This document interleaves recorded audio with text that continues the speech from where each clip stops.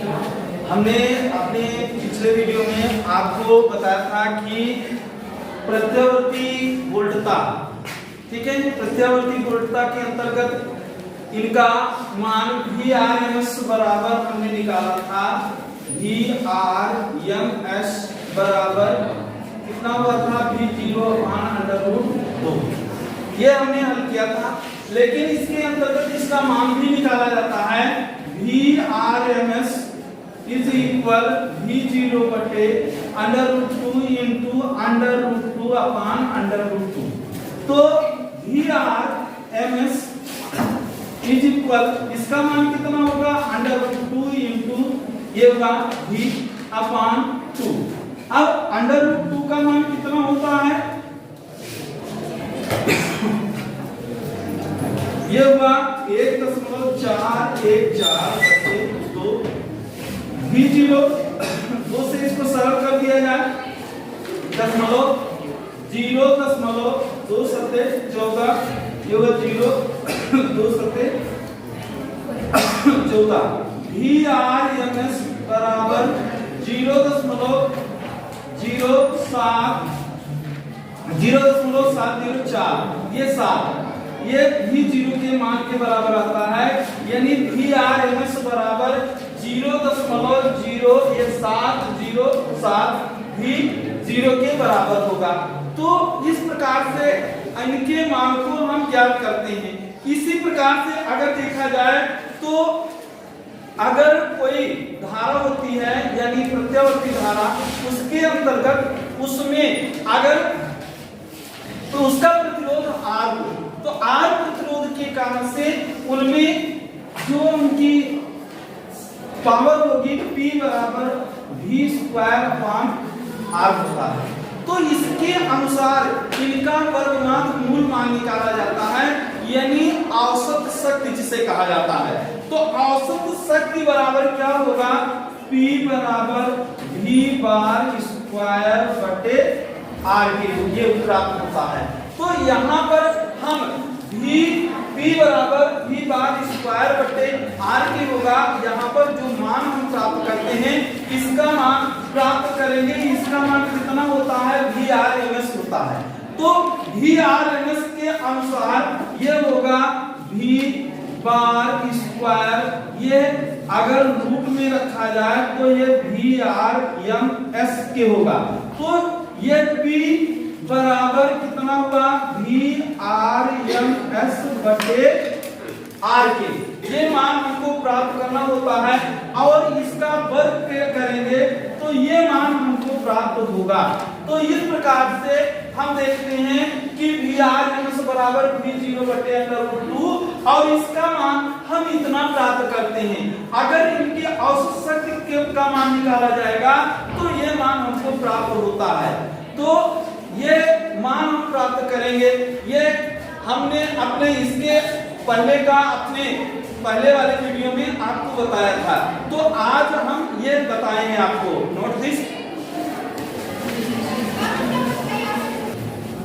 इसके बाद प्रत्यावर्ती धारा का वर्गमात मूल मान ज्ञात करना। तो प्रत्यावर्ती धारा का वर्गमात मूल मान कैसे ज्ञात करते हैं, ये है क्या चीज, इसके बारे में हम बताते हैं। जैसे प्रत्यावर्ती धारा को एक चक्कर पूरा करने के लिए धारा के वर्गमान के, यानी वर्गमूल का औसत मान क्या कहलाता है? धारा का वर्गमात मूल मान कहलाता है। क्या हो? प्रत्यावर्ती धारा को एक चक्कर पूरा करने के लिए धारा के वर्गमूल के औसत मान को धारा का वर्गमात मूल मान कहा जाता है। तो धारा का वर्गमात मूल मान जो होता है वो IRMS होता है। धारा का वर्गमात मूल मान क्या होता है? IRMS होता है। तो IRMS मींस इसका क्या किया जाए? वर्गमात मूल मान, यानी इसमें हम वर्ग ज्ञात करें और इसका औसत मान क्या होगा? ये मान हम प्राप्त करते हैं। तो इस प्रकार से इनके हम मान को प्राप्त करेंगे। कैसे? मान लो कि कोई धारा है, वो प्रत्यावर्ती धारा, तो उसमें मान इसका क्या होता है, आई बराबर आई जीरो साइन ओमेगा टी होता है। तो यहाँ पर हम इनके मान को ज्ञात करते हैं। तो इनके मान को प्राप्त करने के लिए क्या करेंगे, औसत मान। तो इसलिए इनका वर्गमान मूल मान ज्ञात करना है। तो वर्गमान मूल मान ज्ञात करने के लिए क्या करेंगे, यहाँ पर कोई धारा, कोई प्रत्यावर्ती धारा लिया जाता है। तो ये आई बराबर आई जीरो साइन ओमेगा टी, ये मान लो समीकरण नंबर 1 होता है। अब टी बराबर क्या होगा, टी बराबर 2 पाई अपान ओमेगा होता है। टी क्या है, आवर्तकाल होता है। तो आवर्तकाल टी बराबर 2 पाई अपान ओमेगा होगा। इसके लिए हम क्या करेंगे, एक धारा को हम ज्ञात करते हैं, यानी धारा के औसत मान धारा का वर्ग होगा और उसका औसत मान क्या होगा, आई स्क्वायर। आई के ऊपर एक बार का निशान लगा देंगे, इसकी घात 2 लिखेंगे। तो ये क्या हुआ, आई औसत मान यानी धारा का औसत मान का वर्ग हुआ। ये बराबर इंटीग्रेशन ऑफ, इसको लिखेंगे 0 से t, क्या हुआ, धारा का वर्ग मींस आई का वर्ग हुआ।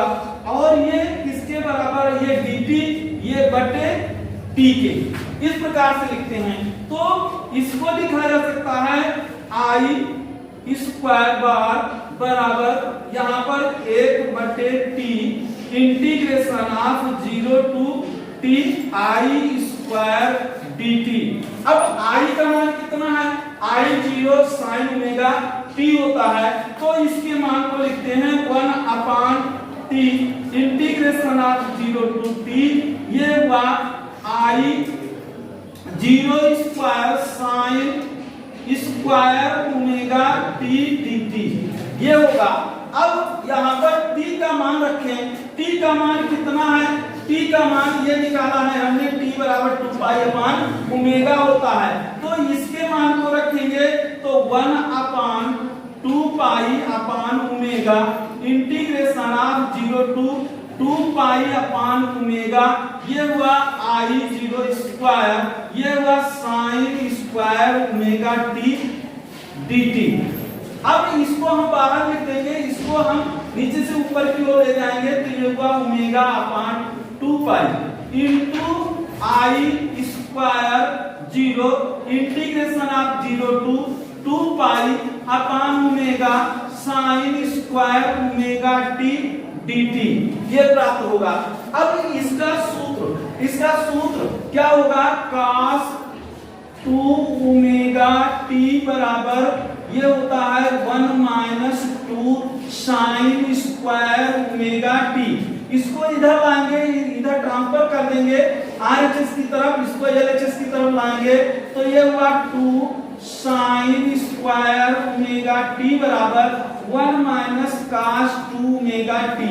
अब दूसरी इसको भाग दे दीजिए, साइन स्क्वायर ओमेगा टी बराबर 1 minus cos 2 omega T upon 2।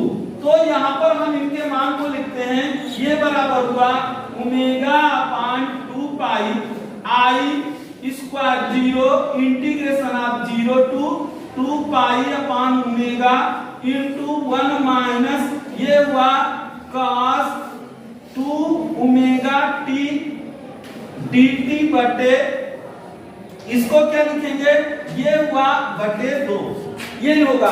अब यहां से इनके मान को हम प्राप्त करेंगे, आई स्क्वायर बार बराबर इंटीग्रेशन ऑफ ये हुआ ओमेगा अपान 2 पाई, ये हुआ आई स्क्वायर यहाँ पर 0 बटे ये हुआ 2 को हम बाहर लिख लेंगे और इसका हम समाकलन करेंगे।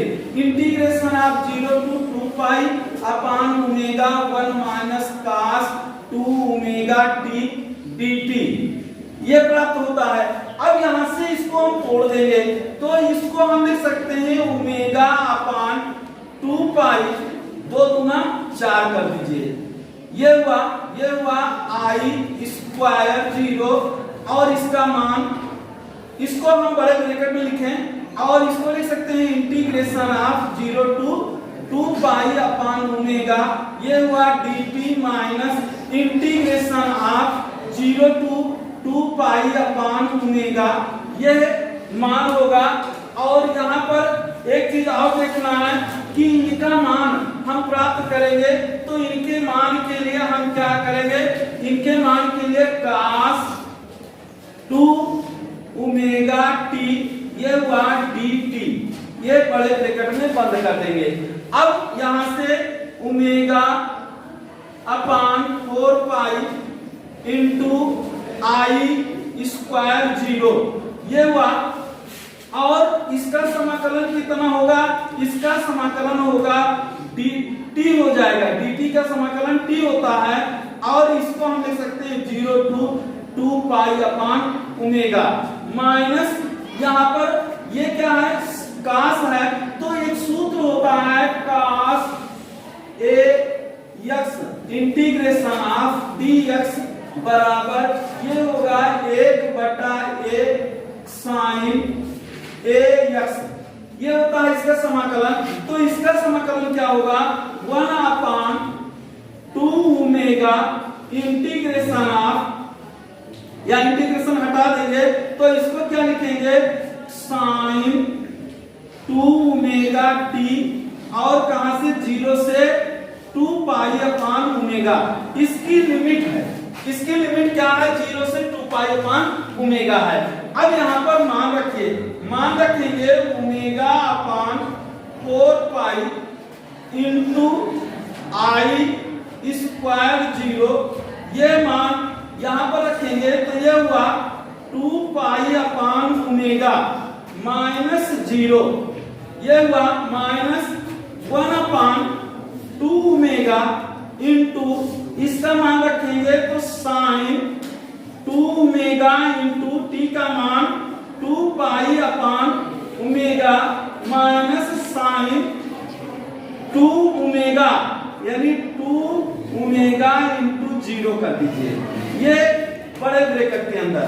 अब यहां से ओमेगा से ये ओमेगा कैंसिल हो गया, और यहां पर ओमेगा अपॉन 4 पाई इंटू ये है आई स्क्वायर 0, इसको हम लिखेंगे 2 पाई अपॉन ओमेगा माइनस 0, ये ओमेगा यानी 2 पाई अपॉन ओमेगा माइनस 0, ये तो इसमें से घटाएंगे यही मान मिलेगा, इसको ऐसे रखिए माइनस 1/2 ओमेगा, और ये हुआ साइन 4 पाई माइनस साइन 0। इस प्रकार से इसका मान 0, इसका मान भी 0 हो जाएगा, तो ये क्या मिलेगा, omega upon 4 pi I square 0, ये बराबर 2 pi upon omega minus 1/2 omega into 0 minus 0।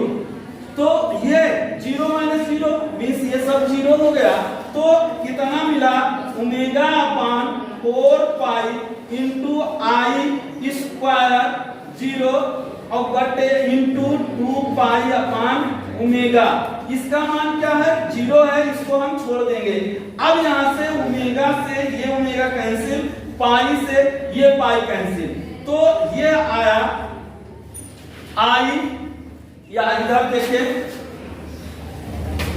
वहां नहीं आ पाएगा, तो यहां पर आई बार स्क्वायर बराबर, इसको हम लिखेंगे ये हुआ आई 0 स्क्वायर, ये बटे ये मान होगा अपॉन 4। तो यहां से इसका मान निकालेंगे, तो इसका मान इसके ऊपर रूट लगा देंगे, तो रूट लगाएंगे तो ये हो जाएगा आई आर एमएस बराबर under root I square upon 4, ये होगा। यानी यहां से इनके मान को एक और करना था, 2 एकम 2, 2 दूना 4, तो कितना बचता है, ये 2 बचेगा। तो यहाँ पर कितना हुआ, ये 2 आया। अब इसका वर्गमूल निकालेंगे तो ये तो आई स्क्वायर जी, ये इसका वर्गमूल हट गया, 0 आया, ये बटे √2 आया, ये आया IRMS।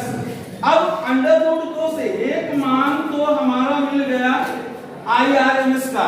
अब दूसरा मान ज्ञात करेंगे तो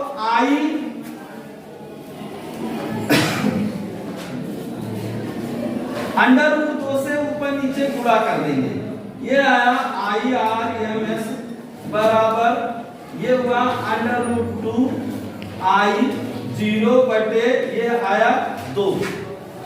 अब इसको इसका मान लिखेंगे IRMS बराबर इसको लिखेंगे 1.414 बटे 2 I0।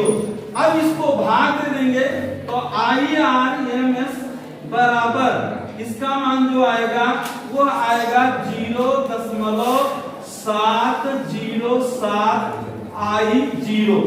ये मान प्राप्त होता है। कितना मान आया 0.70। तो इस प्रकार से IRMS यानी प्रत्यावर्ती धारा का वर्गमात मूल मान IRMS बराबर क्या आएगा I0 बटे √2 आएगा, या इसी के मान को का हम कैलकुलेशन कर लेंगे तो कैलकुलेशन करने पर IRMS बराबर 0.707 I0 प्राप्त होता है। Note this.